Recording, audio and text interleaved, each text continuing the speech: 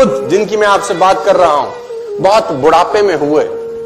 सिद्धार्थ इनका नाम था। बहुत बुढ़ापे में पिता की संतान हुई। तो जब बहुत बुढ़ापे में संतान हुए तो पिता को इसका जब राजसूय यज्ञ किया गया जिसमें नामकरण संस्कार होता है बेसिकली, और नामकरण संस्कार में अलग अलग देशों से अलग अलग शहरों से लोगों को बुलाया गया। बुद्ध का नामकरण संस्कार हो रहा है। सिद्धार्थ है जब, अभी बुद्ध नहीं हुए हैं, अभी लड़का ही है खाली, और बहुत सालों के बाद बुढ़ापे में हुआ है। तो बड़े बड़े ज्योतिषियों ने सिद्धार्थ का हाथ देखा। 12 साल का एक लड़का जिसका नाम था कुदन्ना, छोटा ज्योतिषी, उसने भी इस बुद्ध का हाथ देखा, छोटे से बच्चे का। उसने अलग अलग राजाओं से, अलग अलग ज्योतिषियों से उस महाराज ने बुद्ध के बारे में पूछा जो सिद्धार्थ थे, इसका जीवन बताओ क्या होगा। 90% लोगों ने बोला सन्यास ले लेगा, 10% लोगों ने बोला राजा बन जाएगा। 12 साल का ज्योतिषी कुदन्ना, उसने एक उंगली उठाई, उसने बोला राजान, मैं स्पष्ट तौर पे कहता हूं कि आपका लड़का सब सन्यासी हो जाएगा, सब छोड़ देगा। राजा को बड़ी ठेस पहुंची, बड़ा क्रोध आया मन में कि बुढ़ापे में एक लड़का हुआ, अगर ये सन्यासी हो जाएगा तो मेरा राजपाट कौन देखेगा, है ना। आदमी सन्यासी चाहता तो है लेकिन अपने घर में नहीं, पड़ोसी के घर में चाहता है। भगत सिंह हो पड़ोसी घर में, हमारे घर में नहीं होना चाहिए। तो बुद्ध ने बोला इसका, राजा ने बोला इसका उपाय क्या है। उपाय बड़ा सरल है, इसको भ्रम में रखो जीवन भर, क्योंकि जिस दिन इसको दुख का एहसास हुआ, इसके मन में पीड़ा हुई, ये सन्यास की तरफ चला जाएगा। राजा ने बोला क्या करूं। बोला षड्यंत्र करो, प्रपंच रचो। कैसे। बोला जिस महल में रहता है गर्मी है तो सर्दी एहसास ना हो, सर्दी में गर्मी का एहसास ना हो, इसको शराब पिलाओ, लड़कियों से घेरे रखो, इसके इर्द गिर्द झूठा संसार रखो, इसको पता नहीं चलना चाहिए कि दुख नाम की कोई चीज होती भी है। बूढ़े व्यक्ति को इससे दूर रखो, मृतशैया को इससे दूर रखो, सूखा पत्ता इसके बाग में दिखना नहीं चाहिए क्योंकि ये चीजें इसको आकर्षित करेंगी संन्यास लेने की तरफ। राजा ने प्रपंच किए। और मैं बताना चाहूंगा आपको, मैंने इतिहास पढ़ा है कि अलग अलग ऋतुओं के लिए सिद्धार्थ के लिए अलग अलग घर बनाए गए। सर्दी के लिए अलग घर, गर्मी के लिए अलग, बरसात के लिए अलग। और बाग में उसके 24 घंटे 12 के 12 महीने उसके जो बगीचे में जो उसके जो माली थे वो 12 के 12 महीने बागवानी करते थे। पीला पत्ता उसमें अलाउड नहीं था क्योंकि पीले पत्ते को देखकर सन्यास जाग सकता है। और ये चलता रहा और वो दिन आया जिस दिन कुछ होना था बड़ा। कहते हैं जो ईश्वर ने आपकी तकदीर में लिख दिया उसको तो कोई खुद नहीं बदल सकता।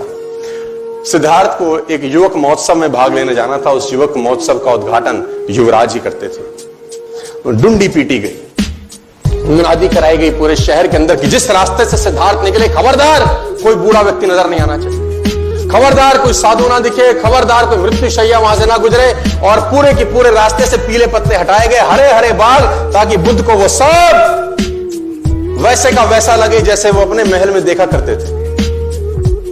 और वो महल से बाहर निकले, जो सारथी था वो सारथी बुद्ध को लेके निकला, सिद्धार्थ को लेके निकला।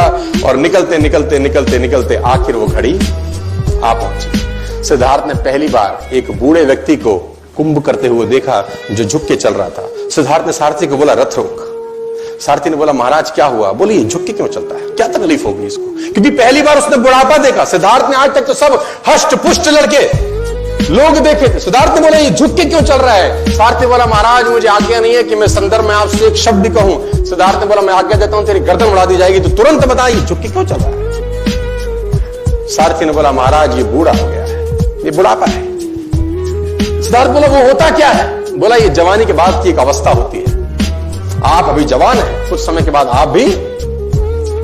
सिद्धार्थ ने बोला मैं भी बूढ़ा हो जाऊंगा। बोला सबको होना होता है। रथ आगे बढ़ा और सिद्धार्थ ने फाइनली एक मृत्यु शैया देखी। कुछ लोग एक बॉडी को ले जा रहे थे। सिद्धार्थ ने बोला रथ रोक, इस आदमी को बांध के क्यों ले जा रहे हैं, इसको क्या हो गया है।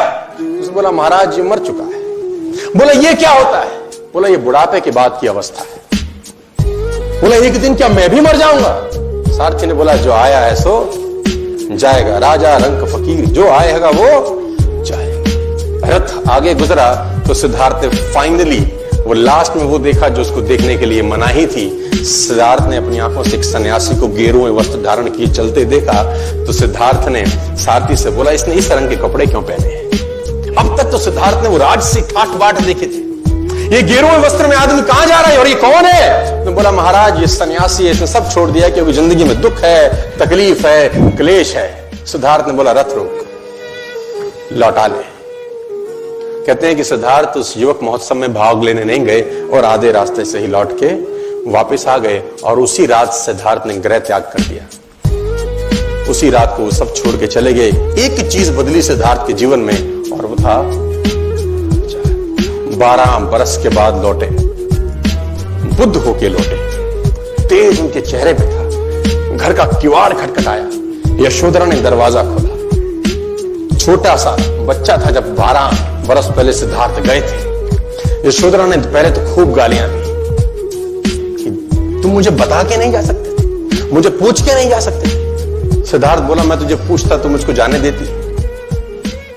तू रो रही है, तकलीफ में है, गालियां दे रही है कि मैंने 12 साल तेरी सुध नहीं ली, मैं 12 साल तुझे चला गया छोड़ के। तू ये देख कि गया कोई और था यशोधरे, आया तेरे पास कोई और है। जो गया था वो लौटा नहीं है, लौटा कोई और है। मैं आपको बताना चाहूंगा सर, एक चीज बदलने से आपकी पूरी जिंदगी में भूचाल आ सकता है। और आज 22 फरवरी 2019 को अगर नेटवर्क मार्केटिंग के लिए आपका विचार बदल गया, आपके आने वाली जनरेशन बदल सकती है। सिर्फ आपका विचार बदल गया कि ये वो बिजनेस है जिसने इस दुनिया में करोड़पति अरबपति पैदा किए हैं, ये वो बिजनेस है जिसने नीचे से ऊपर तक लोगों को पहुंचाया। ये विचार बदलने से आप